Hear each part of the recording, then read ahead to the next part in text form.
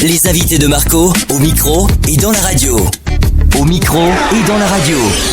Et chers amis auditeurs de Radio Cool Direct, j'ai le plaisir aujourd'hui de recevoir Philippe Soulier. Bonjour Philippe Soulier. Bonjour. Alors vous êtes le président, donc de l'association des Amis du Musée des Ozes, donc c'est ça, qui souffle notamment en 2025 les 40 ans. Alors pouvez-vous nous... si je peux me permettre, les 30 ans de l'association et les 40 ans de la découverte du trésor. Vous avez raison de le préciser. Vous avez raison. Donc, les 30 ans de l'association, donc ça remonte à quelle année ça, si on calcule bien ? L'association a été créée exactement en 1993. Le trésor lui-même a été trouvé en 1985. C'est-à-dire que l'association a été créée pour appuyer le fait que nous voulions que ce trésor soit à Eauze et non pas parte au niveau national au musée des Antiquités nationales à Saint-Germain-en-Laye comme c'était prévu au départ. Et pour que le musée, pour qu'il puisse y avoir un musée qui accueille ce trésor, c'est une condition évidemment, il fallait qu'il y ait de bonnes conditions de présentation et de conservation. Il y a une association qui a tout fait pour œuvrer et pour pousser les institutions à créer ce musée. Donc il s'est ouvert lui en 1995. Donc du coup, le fait de créer cette association, c'était le premier but, c'était ça ? Oui, le premier but, c'était de tout faire pour que ce trésor, qui était quand même assez magnifique, plus de 23 000 pièces en tout, reste sur le territoire local de manière à enrichir le patrimoine local et évidemment le tourisme par ailleurs. Alors vous parlez de trésor, mais attention, c'est pas le trésor des pirates, c'est quel trésor exactement ? Qu'est-ce qu'on a découvert à Eauze en 1985, c'est ça ? C'est ça, le 18 octobre 1985, qui était un samedi d'ailleurs. Au départ, il y avait des fouilles qui étaient prévues, qui ont été faites, l'emplacement d'un bâtiment qui devait se construire. Et à la fin des fouilles, évidemment, il y a eu un grand coup de balai général pour voir s'il restait plus rien, pour nettoyer le terrain avant de partir. Et c'est à ce moment-là que, découverte exceptionnelle, les deux archéologues qui étaient sur place, c'est-à-dire Chad et Dieu l'a fait, ont mis au jour, dans un trou, des choses qui ressemblaient à des pièces de monnaie. Voilà. Et en creusant, ils se sont rendus compte, sans que ce soit très profond, qu'il y avait là beaucoup de choses, des kilos et des kilos. C'est-à-dire, en tout, il y a plus de 23 000 pièces. Pièces, ça veut dire aussi bien des pièces de monnaie, du numéraire, que également des bijoux. C'est-à-dire des bagues, des bracelets, des cuillères, des manches de couteau, toutes sortes de choses qui étaient soit en métal, soit en ivoire. Donc une découverte tout à fait exceptionnelle. Il a fallu 10 ans pour étudier tout ce matériel-là, parce que c'était... D'abord, il fallait le nettoyer, il a fallu après étudier toutes les pièces. Et il y a une grosse publication qui est sortie 10 ans plus tard, c'est-à-dire au moment même de l'ouverture du musée. Du coup, c'est quoi ? C'est dû au hasard, ces trouvailles, ou alors on savait qu'on allait trouver quelque chose ? On cherchait, c'est-à-dire qu'on savait qu'on était sur la ville antique. Donc, ce qui était recherché, c'était les constructions, parce qu'en général, c'est ce qu'on trouve, c'est des fondations de murs, c'est des fours de potier, c'est des aires culinaires, etc. Mais des trésors, on n'en trouve pas tous les jours, évidemment. Surtout de cette taille. De cette taille-là, c'est quand même une taille tout à fait exceptionnelle, et ça correspond d'ailleurs à un événement exceptionnel. C'est-à-dire qu'on a considéré après l'étude que c'est à la fin du IIIe siècle que des habitants d'Eauze ou des Romains qui passaient par là, parce qu'on n'en connaît pas l'identité exacte, ont fait un trou et ont mis tous leurs trésors dedans. C'est-à-dire que déjà à l'époque c'était un trésor énorme. C'est pas seulement l'Antiquité qui en a fait sa valeur, c'est déjà à l'époque il y avait de quoi. Les économistes qui ont travaillé dessus ont montré qu'il y avait de quoi construire une ferme avec un grand cheptel et du personnel, etc. C'est pas un petit truc quoi. Et ce trésor-là a été enfoui. On peut supposer que ceux qui l'ont enfoui avaient prévu de venir le récupérer, et on ne sait pas pourquoi, mais ils ne sont jamais revenus. C'est quoi? Ça serait quoi? Des trésors de guerre? Alors, d'après la composition, ce sont des objets sélectionnés. Hein. C'est-à-dire que dès l'époque, c'était quelque chose déjà des pièces de collection. C'était, si je peux dire, aussi bien dans les pièces de monnaie que dans les vestiges, les bijoux. Donc il y avait quand même eu un choix au départ, c'est des choses de très belle qualité qui ont été conservées. Donc c'est pas du tout venant, si je peux dire. Donc ceux qui l'ont constitué ont dû mettre un certain nombre d'années à le constituer. On pense même qu'ils venaient d'ailleurs, qu'ils n'étaient pas forcément des Eauze. Quand on voit l'origine des pièces, il y a des choses qui viennent aussi bien d'Italie que de la France du Nord. Et c'est vraiment si je peux dire, une sélection. Déjà à l'époque, c'était un très bel ensemble. Allez, nous sommes en compagnie de Philippe Soulier, qui est le président de l'association des Amis du musée des Eauze, donc ce musée qui fête ses 40 ans. On rappelle, si on fait un petit historique, donc Eauze était peuplé de Romains, c'est ça? Je ne sais pas si on peut employer le terme peuplé. Oui, peuplé. C'est-à-dire qu'on considère à l'époque que la ville avait beaucoup plus d'habitants que ce qu'elle n'en a aujourd'hui. Aujourd'hui, Eauze a environ 4000 habitants. À l'époque, c'était plutôt entre 5 et 10 000. Donc c'était une cité importante, la cité des Élusates, hein, c'est-à-dire les gens qui habitent Eauze, et que cette cité avait une renommée, si je peux dire, au moins régionale, voire extra-régionale. Renommée d'ailleurs qui a continué à exister après, pendant des siècles. Donc c'était vraiment une ville importante. Il y avait eu un moment où ça devait être un diocèse, enfin c'était quelque chose d'important au niveau local, aussi bien pour la vie économique, c'est-à-dire les gens qui habitent sur place et qui font vivre l'environnement, que pour les trajets et les voies de circulation. Alors, sur Eauze, quand on vient sur Eauze ou les alentours, donc je rappelle, il y a le musée qu'on peut visiter, c'est ça? Oui, tout à fait. Il y a la Domus. La Domus, qu'on appelle la Domus, nous, c'est le nom qu'on lui donne, mais c'est à l'emplacement de l'ancienne gare d'Eauze. Et le lieu, comme le train ne circule plus, le lieu a été réinvesti pour en faire un centre d'interprétation, de manière à ce que les gens qui viennent comprennent l'histoire d'Eauze en général et comprennent les démarches de l'archéologie pour voir comment on fouille et comment on tire des enseignements de ce que l'on trouve.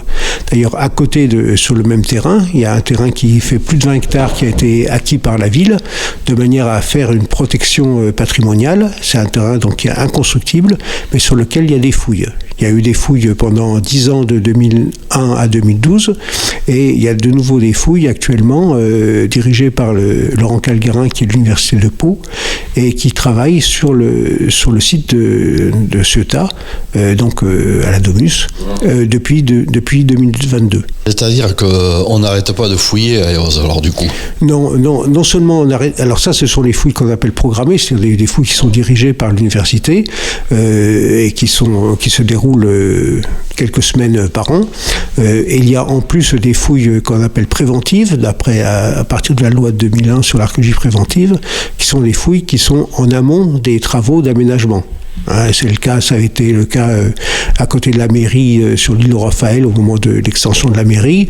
Ça a été le cas l'année dernière à l'emplacement de l'extension du centre Leclerc, et ça va l'être prochainement au moment de la construction de ce qui est prévu pour être un McDonald's sur Eauze. Est-ce qu'on sait, dans les années à venir, on va découvrir d'autres trésors sur Eauze et son territoire? Oui, alors certainement. Alors ça dépend ce qu'on appelle trésor. Je sais pas. C'est la même chose que dans la fable de La Fontaine avec le laboureur et ses enfants. Où est le trésor? Est-ce que le trésor, c'est uniquement des pièces de monnaie, ou est-ce que c'est également toutes les richesses que l'on peut trouver? Alors dans ces richesses qu'on peut trouver, ce sont les constructions, c'est tout ce qui correspond à la restitution du mode de vie ancien.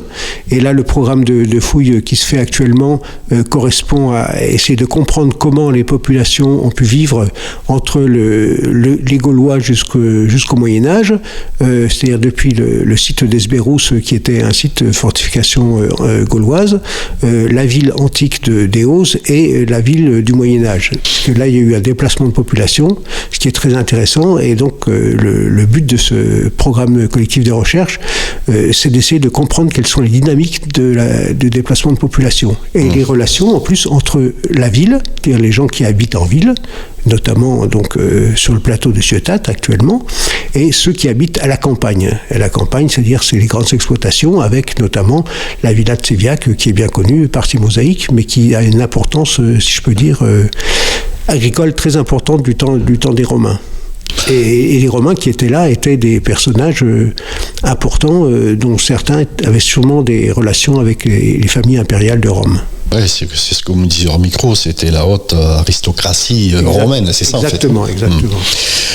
Donc voilà, je suis avec Philippe Soulier. Alors en fait, c'est 40 ans, il y a plein de rendez-vous, d'animations qui sont mis en place ici sur la ville des Ozes.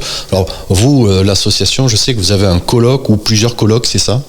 C'est-à-dire que le but de l'association, c'est de soutenir les activités du musée et des sites qui tournent autour du musée, de manière à la fois faire qu'il y ait plus de monde qui vienne, mais en même temps qu'il y ait une restitution de tout ça auprès de la population, c'est-à-dire rendre le patrimoine vivant. On travaille donc en étroite relation avec le musée. Et pour ça, on anime également des conférences tout au long de l'année, de manière à former la population des découvertes qui se font au niveau de l'Antiquité. Et au mois d'octobre, le 18 octobre prochain, la Société archéologique du Gers, qui est donc un partenaire essentiel, mais qui travaille sur le Gers et non pas seulement sur Eauze, cette société organise tous les ans une grande réunion des archéologues départementaux, enfin des archéologues qui travaillent sur le département. Et cette année, en honneur, si je peux dire, des 40 ans de la découverte du trésor, cette année, ce sera le 18 octobre 2025, donc à Eauze, que cette société, avec le musée et avec l'association des amis du musée et la DRAC, va organiser sa journée annuelle. Et nous en sommes très contents parce que ça va être l'occasion de mettre, si je peux dire, un coup de projecteur sur toute l'archéologie à Eauze. Du coup, ces colloques vont se dérouler où exactement ? Alors, c'est une journée régionale, c'est pas directement un colloque puisqu'il n'y a pas que des scientifiques universitaires, mais la réunion se déroulera à la salle d'honneur de la mairie toute la journée du 18 octobre. Alors je rappelle également qu'à l'heure où nous enregistrons cette émission se déroule une animation, c'est ça, en collaboration avec l'Office de tourisme Armagnac. Tout à fait. Qui s'appelle la chasse au trésor familial. Vous pouvez nous en parler de cette chasse au trésor familial ? Alors, c'est-à-dire que notre association n'est pas associée à cette opération. On fait beaucoup de choses, mais on ne peut pas tout faire. Là, c'est une opération en collaboration entre le site, enfin les sites ELUSA Capitale Antique, c'est-à-dire qui regroupe le musée, la Domus et Séviac, et avec l'Office de tourisme. Donc, c'est une collaboration qui est entamée pour la première fois cette année d'une telle manière, enfin à telle ampleur. Et l'idée, c'est de pouvoir faire un trajet à l'intérieur de la ville de manière à découvrir non seulement la ville des Ozes, mais à découvrir dans la ville des Ozes les endroits où il y a eu des fouilles archéologiques ou des découvertes en tout cas archéologiques depuis quelques décennies. Et donc c'est pour rendre vivant, si je peux dire, le patrimoine local par rapport à la topographie ancienne des Ozes. Et on espère qu'il va y avoir du monde qui va venir, et ça commence d'ailleurs maintenant, et il faut s'inscrire auprès de l'Office de tourisme. Voilà, et puis il y a des expositions également, je crois, de prévues pour ces 40 ans. Voilà, alors ce qui est prévu, on avait prévu au départ de faire une exposition dans le musée, mais plutôt que de faire une exposition dans le musée, on continue celle de l'année dernière, qui est une très belle exposition sur les méthodes de prospection actuelles, parce que pendant longtemps on a fait de la prospection pédestre ou de la prospection aérienne, mais là il y a eu depuis 3 ans avec le PCR ELUSA Capitale Antique, il y a eu des techniques de prospection de sous-sol qui sont absolument révolutionnaires et fantastiques, et donc tout ça est exposé au 3e étage du musée, enfin au 2e étage du musée. Et comme on continue cette exposition-là, l'exposition cette année ne sera pas dans le musée, elle sera hors les murs, si je puis dire, hors les murs du musée, mais dans les murs de la ville, et qu'il va y avoir des panneaux d'exposition pour expliquer l'archéologie à Eauze sur les murs de la ville. avec des grands panneaux montrant les découvertes qui ont été faites. Et les visites organisées avec l'Office de tourisme permettront justement de faire un itinéraire sur l'ensemble de ces panneaux. Quelles sont les autres activités au cours de l'année que l'association propose ou fait? Alors, on a deux types d'activités. Des conférences qui sont organisées les vendredis soirs sur l'année. Il y en a une demi-douzaine de conférences ouvertes au public, évidemment, gratuites, mais sur l'Antiquité. Avec l'Université de Pau, il y a également des conférences pendant les fouilles au mois de juin. Et autrement, on assure une présence, notamment avec une table qui est tenue lors des vide-greniers de la ville, au moment du forum des associations, qui se trouve tous les ans au début du mois de septembre. Et également, cette année, on sera présent au moment de la fête romaine, qui est le 3e week-end du mois de juillet, sur le site de la Domus. Et donc, il y aura non seulement les démonstrations habituelles de théâtre, de légionnaires, de gladiateurs, etc., qui intéressent beaucoup et qui attirent beaucoup de monde, mais également une table où nous, en tant qu'association, on expliquera les tenants et les aboutissants de l'archéologie et en quoi c'est important de poursuivre l'activité archéologique sur la ville. Oui, puis je rappelle, donc cette Domus de Ciotat, vous pouvez la visiter, elle est ouverte, c'est le site archéologique. Le musée du Trésor, il est au musée archéologique des Ozes, à visiter également. Il vient d'ouvrir, je crois. Oui, là, il est rouvert début du mois d'avril. Alors pour les horaires, comme ils ont été changés depuis l'an dernier, moi je ne les connais pas par cœur, mais il faut s'adresser sur le site, on voit sur Internet, il suffit de taper Elusa Capitale Antique sur Google ou n'importe quel autre moteur de recherche et vous aurez tous les renseignements concernant le programme de cette année qui est très riche comme d'habitude. Oui, et puis donc cette villa de Sévilla qui se trouve à Montréal du Gers. Exactement. Vous voulez rajouter autre chose, Philippe Soulier? Non, tout ce que je veux rajouter, c'est que j'espère que cette année, contrairement aux 2 années passées, on aura un temps un peu plus clément pour les fouilles au mois de juin. Parce que alors, qu'est-ce que vous voulez comme météo? Dites-nous. Si possible, moins de pluie. D'accord. Parce qu'on a eu beaucoup de pluie ces temps-ci, sans que ce soit la canicule, mais disons, comme on fouille, c'est les travaux de plein air, comme le terrain est argileux, quand il pleut beaucoup, c'est très handicapant pour la fouille. Mais bon, ça, c'est pas la radio qui va pouvoir changer le climat. On peut vous donner la météo à 5 jours, c'est pas mal déjà. Oui, mais vous pouvez pas la modifier. Mais on peut pas la modifier, même un Bélia, c'est pas possible. Voilà. On va vous remercier, Philippe Soulier, donc qui était au micro de Radio Cool Direct. Je rappelle, vous êtes président de l'association des Amis du musée des Ozes, donc cette association qui souffle ses 30 ans, le musée, lui, 40 ans. Ça se fête ici à Eauze. Merci à vous. Merci beaucoup à vous de m'avoir invité. Les invités de Marco, au micro et dans la radio.